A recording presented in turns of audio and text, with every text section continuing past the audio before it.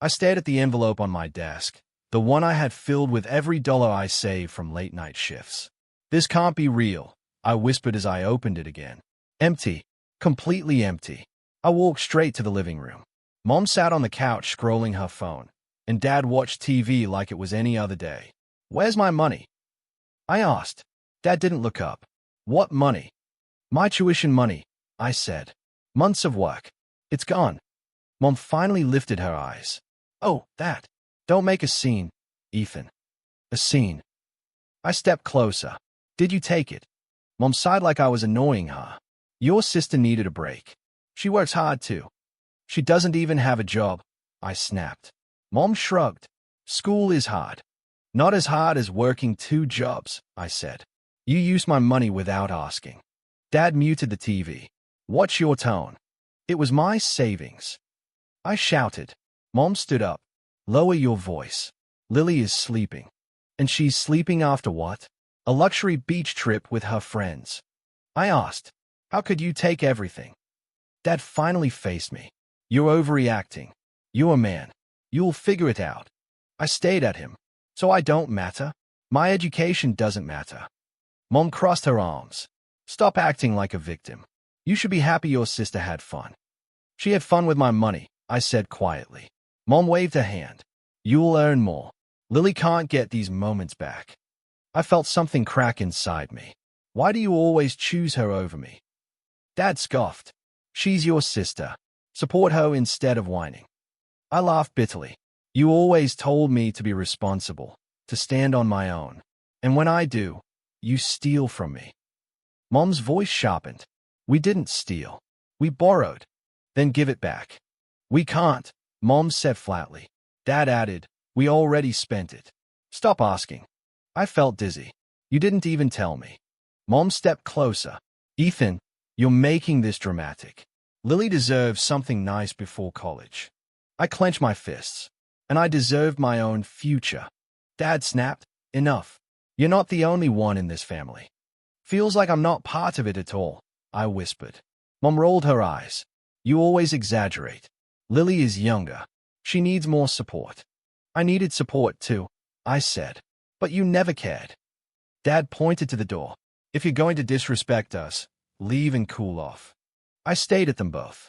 "You really don't see anything wrong." Mom shrugged. "We did what any good parents would do." "Good parents?" I repeated. "Good parents don't sacrifice one kid for another." Dad turned the TV back on. Conversation over. The sound of the TV filled the room, drowning me out like always. I felt like I was standing in a house full of strangers. I whispered, "How long has it been like this?" Mom didn't look at me. "Stop being emotional. It doesn't suit you." "So emotions only matter when they are Lily's?" I asked. Dad said, "Why are you still talking?" I felt the last bit of hope fall apart. "I thought you'd at least pretend to care." Mom picked up her phone again. "You're ruining the mood. Go to your room." I shook my head. "No, I want answers." "You got your answers," Dad said. Silence stretched between us. Heavy. Final. I took a slow breath. I worked so hard for that money. Every night I told myself it would change my life. Mom sighed. "Don't be dramatic. It was just money." "It was my future," I said. Dad didn't respond. I stepped back, feeling numb. "I don't know who you are anymore." Mom muttered, "Ungrateful." I swallowed hard. "I'm ungrateful? For what? For being ignored? Used." Dad said, "Stop talking and move on." Move on. Like losing everything was a small bump in the road. I whispered, "I'll never forget this." Mom answered, "Good. Maybe you'll learn to stop complaining." I walked to my room in silence, shutting the door gently because even in pain, I was the quiet child. Inside, I stared at the empty envelope again. My hands trembled. I felt anger, sadness, betrayal, all of it mixing in my chest until I could barely breathe. For the first time, I said out loud, "They don't care about me." And for the first time, I believed it. Something inside me shifted, something final and cold. "This is the day everything changes," I whispered, whether they know it or not. I sat on the edge of my bed and whispered, "I won't let this be my whole life." The room was quiet, and I felt breaking. 1. I said, they'll realize what they lost, and I won't be here anymore. I barely slept, but I walked into the kitchen the next morning anyway. Can we talk? I asked, keeping my voice steady. Dad didn't even look away from his mug. If this is about yesterday, drop it. It's not something I can drop, I said. I need that money for school. I need to understand why you thought it was okay. Mom pulled out a chair. Ethan, don't start again. I'm not starting anything. I'm trying to talk. Dad finally glanced at me. Lily has one life. Don't ruin it with your negativity. Negativity. I repeated. You took everything I saved. Mom waved her hand. You're a boy. You'll survive. You always do. I felt a sting in my chest. Does that mean I don't deserve help? Or respect? Mom sighed. Stop making yourself the victim. I'm not making anything, I said. I'm telling you how I feel. Dad leaned back. Well, we're telling you that you're fine. You'll figure life out. You always have. That's the problem, I said quietly. You expect me to survive anything, so you don't care what you put on me.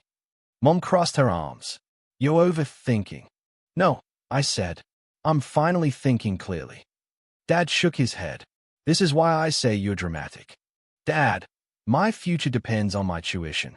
I can't just magically pay it. Mom tapped the table. You can take a loan. I shouldn't need a loan, I said. I worked for that money. Dad opened the fridge like he was done with the conversation. We made a choice. Accept it and stop complaining. Is that really how you see me? I asked. A problem that complains. Nobody answered. For a moment, the silence felt louder than their words. I don't think I belong here, I whispered. Mom looked annoyed. Don't say nonsense. It's not nonsense, I said. I don't feel like I'm part of this family. Dad shut the fridge. Then stop acting like an outsider. I'm acting like someone who got betrayed, I said. Dad's jaw tightened. Enough. The topic is dead. But it wasn't dead. Not inside me. I left the house before they could say anything else. My chest burned with every breath. I didn't know where I was going until I ended up outside Daniel's place. He opened the door and frowned. Dude, you look like you got hit by a truck. I wish it was a truck, I said. At least that would make sense. We sat on his porch. Daniel waited a minute, then asked, What happened? They took everything, I said. All my savings. Every dollar I worked for. His eyes widened. Wait, what? Why? To send Lily on a vacation. Daniel blinked. You're kidding. I wish I was. He leaned forward. And they didn't even ask you. They said I'm overreacting, I replied. They said I'm a boy, so I'll survive. Daniel stared at me like he couldn't believe it. Dude, that's messed up. I tried talking to them again this morning. I said. They don't care. They don't even feel guilty. Daniel shook his head slowly. I know your parents aren't perfect, but this is next level. I laughed weakly. You think?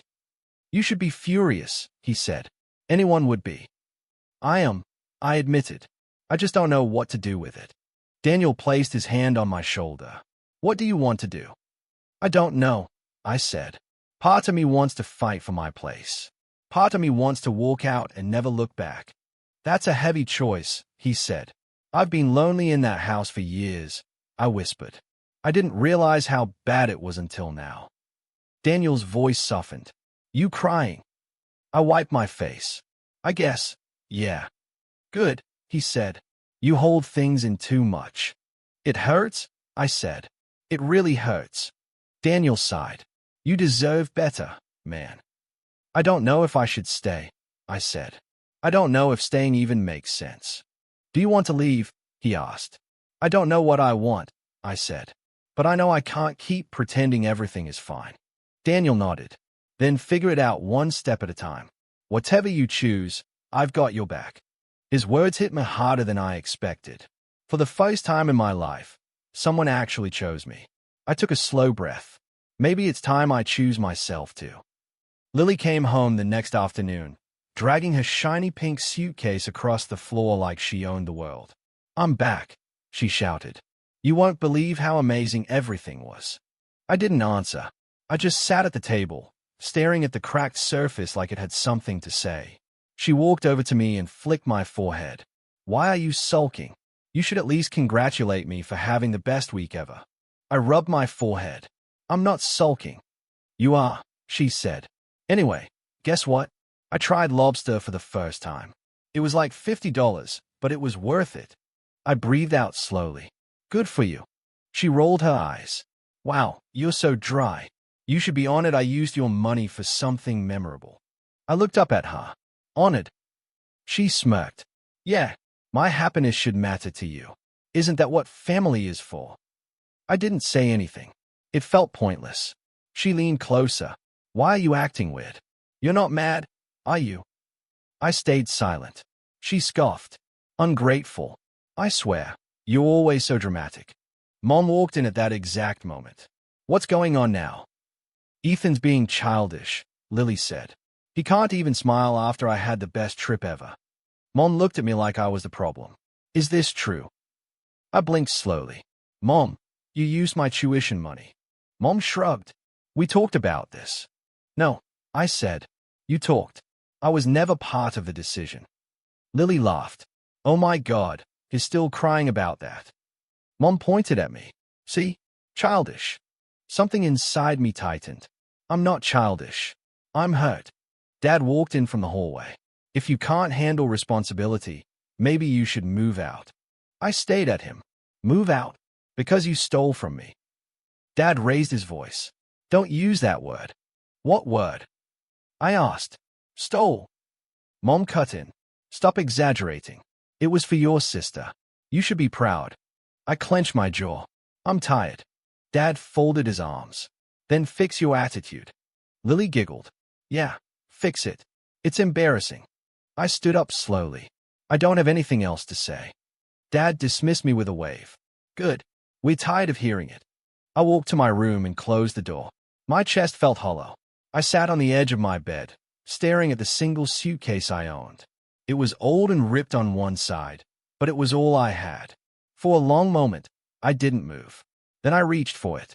I opened my closet and started packing.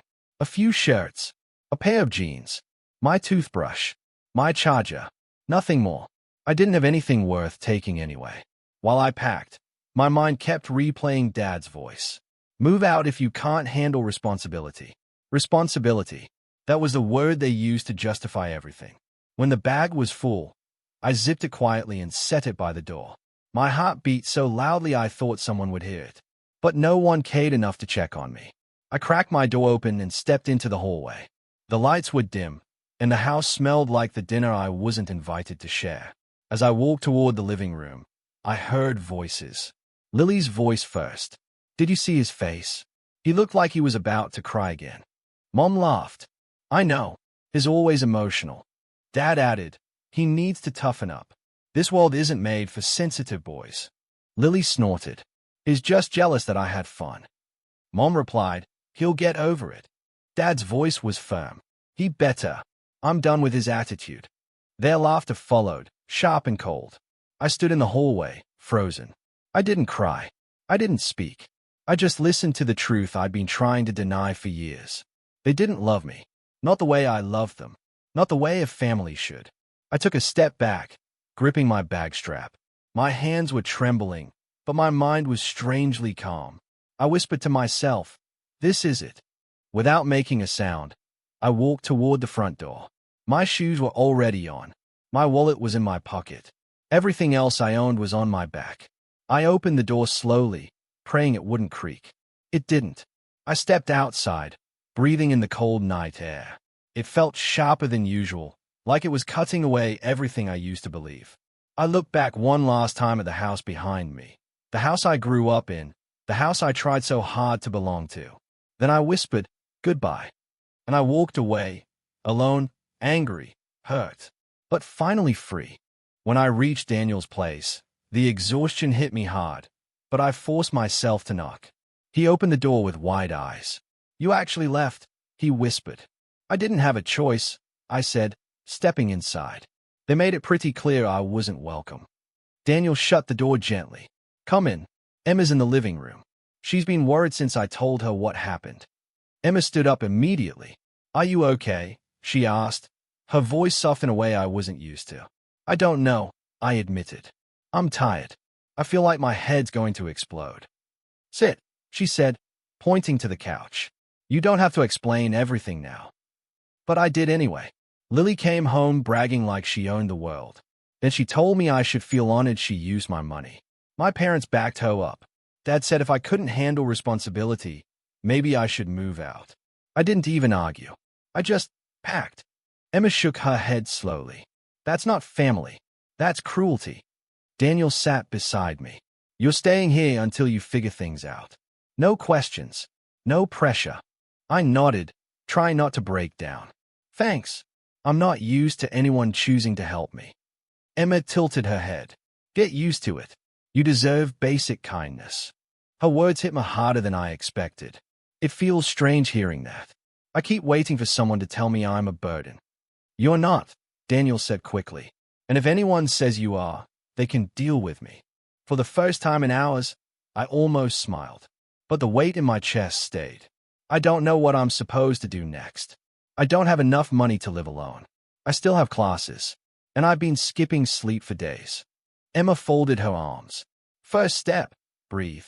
Second step, apply for the city scholarship. They're giving out new slots next month. A scholarship.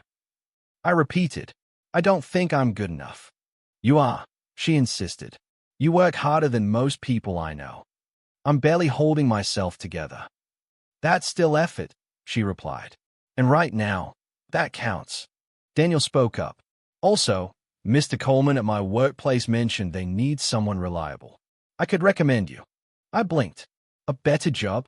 Daniel, I don't want you to feel responsible for me. I don't feel responsible. I feel like helping my friend. Big difference. His sincerity made my throat tighten. I've never had this. Support. Not really. You have it now, Emma said. Whether you like it or not. I let out a shaky laugh. I think I like it. I'm just not used to it. Then let us help you adjust, she replied gently. Later that night, in the spare room, I finally had time to think. Or at least try. The silence felt too loud. My thoughts kept circling back to the same echoes. You're a boy. You'll survive. Don't ruin her life. Move out. Their voices crawled into the darkness with me. I pressed my hands against my face. Why can't I shut it off? I whispered into the empty room. A soft knock came. You awake?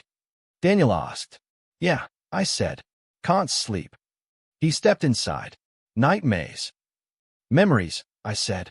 Everything they said keeps repeating. Daniel sat on the floor beside the bed. You're safe here. You don't have to impress anyone. I know, but it still hurts. I don't understand why my own parents never saw me as equal. Some people don't appreciate what they have, he said. But that doesn't mean you're worthless. I wish it was that simple.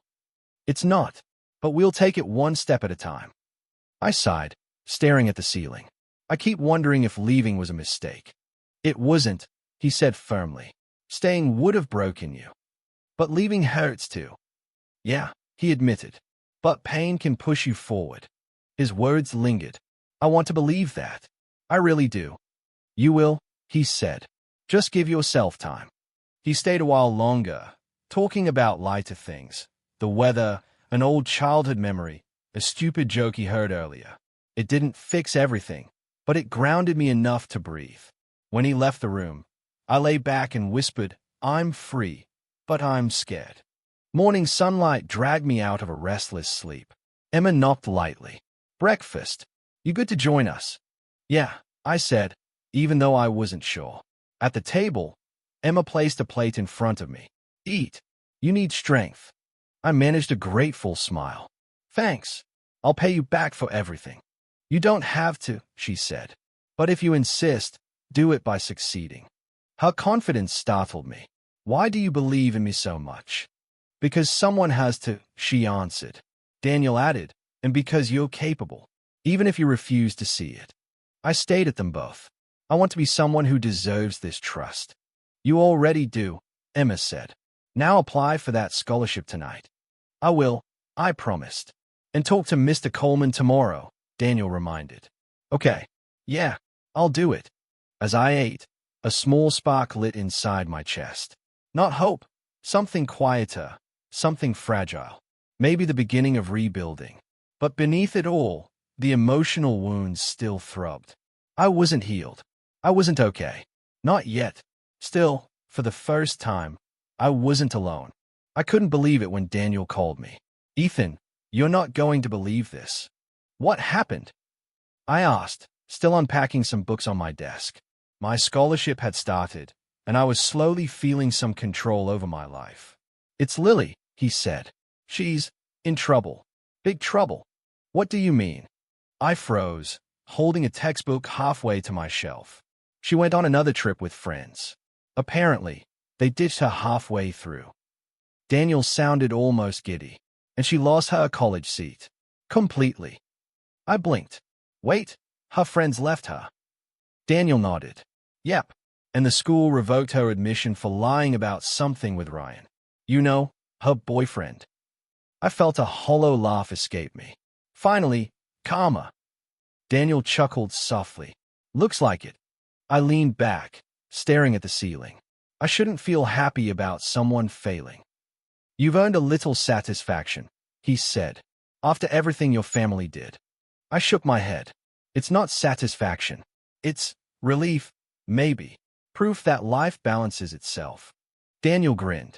Exactly. 4 weeks. Things at my new job were steady.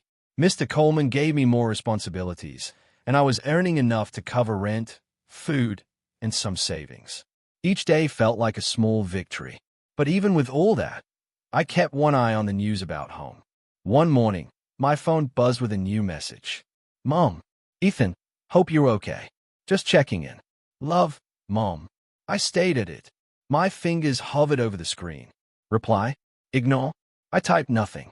I knew what she wanted. Money, excuses, control. I deleted the message. Daniel noticed me shaking my head. She texted. Yay. Pretending to care. I muttered. I won't answer. Not this time. Emma placed a hand on my shoulder. Good. Don't let them pull you back. Weeks later, I read online that Dad's business was collapsing. Bad investments, risky ventures, everything he touched started going wrong. I couldn't hide a small smile. Not out of cruelty, just a strange justice. Daniel raised an eyebrow. You're enjoying this way too much. I'm not enjoying it, I said quickly. I'm noticing how the world works. What you put out comes back. Emma laughed. That's karma, baby. It doesn't miss. I sank into my chair. I used to think I had to fight them, to get revenge. But now, they are falling apart themselves. And I'm still standing. Daniel nodded. It feels good, right? Better than I expected, I admitted. But I still hurt. I still remember being ignored, laughed at, called dramatic. Emma squeezed my shoulder. All that hurt made you stronger. I swallowed hard. It did. I don't need them anymore. I choose myself now. Later, my phone buzzed again. Lily, Ethan, I messed up. I didn't mean to. Can we talk? I stayed at it, reading it over and over. My fingers itched to reply. Part of me wanted to yell at her, to tell her everything she deserved. Another part of me wanted to block her forever. I typed nothing, deleted it. I knew this time I had to be better, smarter, stronger. Silent karma worked better than revenge. She would learn on her own, just like Dad and Mom. I walked outside that evening, letting the cool breeze hit my face. The city lights were distant but bright, like a promise. I whispered to myself, I survived them. I survived the worst. And I'm still here.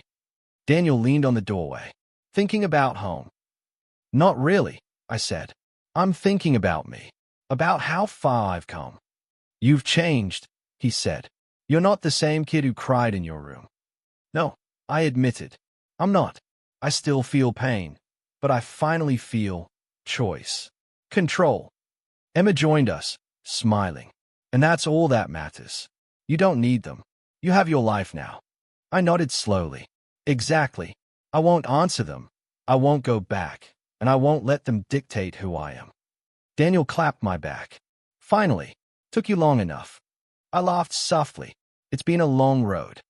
And it's not over yet, Emma said. But the important part, you're winning. In your own way. I looked up at the stars, taking a deep breath. I am winning. And this time, I'm choosing myself. No apologies, no regrets. For the first time in years, the thought of them didn't make me tremble. It didn't hurt as sharply. They could crumble, but I would stand. I whispered to myself one last time before heading inside. Silent karma works better. And I'm free. I didn't expect them to find me at work, but there they were, Dad, Mom, and Lily, standing awkwardly near the entrance. Dad's suit was wrinkled, his face pale. Mom clutched her handbag like it was a lifeline. Lily stayed behind them, silent, her eyes cast to the floor.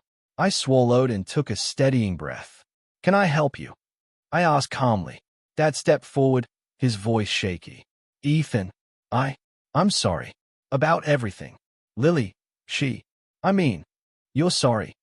I interrupted. Now. I kept my voice level, careful. After months of ignoring me, taking my money, pretending I didn't exist. Mom tried to intervene. Ethan, family sticks together. You can't just. Family. I echoed. Family. Do you even know what that word means? I paused, letting the silence fill the room. Because I grew up in a house where my own parents treated me like I was invisible, where my efforts were never enough, and my feelings didn't matter. Lily shuffled slightly behind them. I could see her trembling, but she didn't look at me. Not once. I spent years bending over backward to help pay for school, working 2 jobs, sacrificing everything. And what did I get in return? Mockery, dismissal, being told I'm dramatic, being told I'll survive because I'm a boy. Do you know how that feels? My hand shook, but I kept my tone steady. Do you even care? Dad's face tightened. Ethan, we made mistakes. No, I said, cutting him off. You made choices. Choices that hurt me. Choices that proved I wasn't important to you. And now, you show up at my workplace, expecting forgiveness. That's not how it works. Mom's lips quivered. We didn't mean. Meaning doesn't erase the damage, I said. I spent years hoping you'd see me. Hoping someone in this house would treat me as a person. And none of you did. You all picked Lily over me every single time. And she stood there, silent, knowing she was the reason I suffered. Do you understand? I paused, letting it sink in. Lily finally whispered, I didn't know. You didn't know? I repeated sharply. You knew, Lily. Every time you flaunted your trips, every time you laughed at me, every time you ignored what I was doing for school, you knew. Her shoulders shook, and she buried her face in her hands. I ignored her. My words were for the adults who raised me. Dad's voice rose. Ethan, please. We're trying to. I don't want your trying. I said, I don't want excuses. I don't want apologies. I want you to understand that you lost me a long time ago. I took a deep breath, my voice lowering but steady. I'm not coming back. Ever. You're too late. Mom's eyes filled with tears. Ethan, please. Family should stick together. Don't throw away everything. I already did, I said calmly. I threw away the illusion that you loved me. I threw away the idea that home was safe. And I threw away the hope that I'd ever matter to you. I'm done waiting for you to change. Dad's face turned red, his voice shaking with anger. You ungrateful. I'm grateful for one thing, I interrupted. I'm grateful that I finally walked away, because walking away saved me. Mom dropped her hands to her sides, her face pale. You're being cruel. I'm being honest, I said, my voice firm. Something you never why. The room fell silent except for Lily's quiet sobs. Dad's chest heaved, and Mom looked stricken, but nothing they could say would undo what I'd lived through. I turned toward the door, my bag over my shoulder. One last glance over my shoulder. I won't forget the pain, but I also won't let it define me anymore. Goodbye. I walked out, the hum of the workplace fading behind me. Their cries and protests followed me briefly, but I didn't look back. I didn't falter. I felt heavier and lighter at the same time. Heavier for the years lost, lighter for finally reclaiming myself. Outside, The wind hit my face, sharp and real. For the first time, I felt entirely in control of my life. No one could pull me back. No one could diminish me. I had my strength now, my clarity, and my choice. And that power, more than words, shook them more than anything I could have said. The mornings were quiet now, not heavy like they used to be at my old house. I brewed coffee and leaned against the counter in Daniel's kitchen. Emma handed me a plate. "You need breakfast before you disappear into work again." "I got it," I said. "But thanks." Her smile made me realize how simple support could feel like warmth I hadn't had in years. Daniel joined us, rubbing his eyes. "Big day at the office?" he asked. "Or just pretending to be responsible?" "Both," I replied, sipping coffee. "Mr. Coleman wants me in early for a new project." "You're moving up," Emma said. "See? Hard work pays off." I nodded, but the words still felt strange. Hard work paying off, something I never experienced at home. At my old house, effort meant nothing. Hey, it mattered. I could feel myself growing, little by little. At work, Mr. Coleman pulled me aside. "Ethan, you've been reliable, focused, and professional. I'm recommending you for a promotion. You've earned it." I blinked. "Really? Me?" "Yes, really," he said. "You've got potential. Don't let anyone tell you otherwise." I swallowed. "Thank you, sir. I won't let you down." "You won't," he said, clapping my shoulder. Later, Nicole, a new co-worker, tried to copy me on a task and failed. "How did you do that?" she asked, frustrated. I smiled patiently. "Step by step. I can show you again if you want." She nodded. "Thanks. You're patient." I shrugged. "I've learned patience the hard way." That evening, I walked home with Emma. I didn't know life could feel this stable, I admitted. I still have memories, but they hurt less now. Emma squeezed my hand. "Distance heals. You chose yourself, and that's the hardest but most powerful choice." I smiled faintly. I keep thinking about them. My parents, Lily. But it doesn't make me angry anymore. Just sad for what I lost. Daniel joined us on the porch later. "You're quiet tonight." "I'm thinking," I said.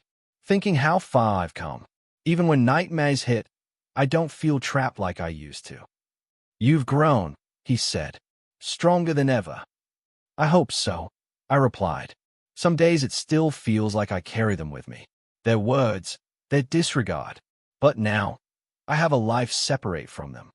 "You deserve that life," Emma said softly. "Never forget it." I nodded, swallowing a lump in my throat. "I won't. I don't need anyone who broke me to feel complete. I'm learning to feel whole on my own." At my desk later, my phone buzzed. A message from Lily. "Ethan, I'm sorry. I regret everything. Please forgive me." I stayed at it. My fingers hovered. I could reply, lecture her, tell her I finally understood everything she did. But I didn't. I just read it. Slowly, I deleted it. Daniel peeked over my shoulder. "Oh," he asked. "She's realizing the truth," I said quietly. "But it doesn't matter anymore. I'm not angry. I'm free." Nicole walked by, carrying some papers. "Ethan, you okay?" she asked. I smiled faintly. "Better than ever. Thanks for asking." By the time I left work, the sky had turned a soft purple. I walked home, Emma beside me. "Do you think you'll ever miss them?" she asked gently. "Not in the same way," I said. "I'll remember, but it won't hurt the way it did. I choose to focus on the people who actually care, the people who support me." Emma nodded. "And that's the only choice that matters." Inside, I paused by my bedroom window, looking out at the city lights. My parents, Lily, the past, they didn't have power over me anymore. I could feel it, solid and unwavering. Life hadn't been fair, but I had taken control. That control was mine. Later that night, I sat at my desk, pen in hand, writing notes for my next project. I remembered Daniel and Emma's encouragement, Mr. Coleman's mentorship, Nicole's small gratitude. It all reminded me how far I had come. I wasn't trapped in the pain anymore. I wasn't the boy who cried silently in his room while his family laughed behind closed doors. I whispered to myself, "I choose me." Every day. Every moment. I choose myself. And for the first time in years, saying it felt true. It's been a year since I walked out of that house for the last time. A full year. And somehow, against everything I thought I'd need from them, I built a life that's mine. I wake up now in my own apartment, sunlight spilling across the wooden floor, coffee brewing in the kitchen, a quiet hum of normalcy around me. Emma and Daniel stop by often, and Mr. Coleman still checks in, reminding me to keep pushing. I feel grounded. I remember the first time I realized this was real. Daniel looked at me one morning, coffee in hand, and said, "Ethan, look at you. You're actually happy." I blinked. Happy? I think I am. And for once, it wasn't just relief. It was real. Work has been steady, and I've moved into a position I'm proud of. Mr. Coleman pulled me aside the other day. "Ethan, your dedication is remarkable. Not just your work, but the way you handle life. Keep this up." I nodded, swallowed, and said, "Thank you for believing in me." He just smiled. It's easy to believe when someone proves they're unstoppable. Emma called me later that evening. "Dinner at my place?" she asked. "We're celebrating your promotion." I laughed. "Of course. I'll be there in 20. And so life continued. Steady, calm, and mine. But my parents, they still tried. Messages came sometimes.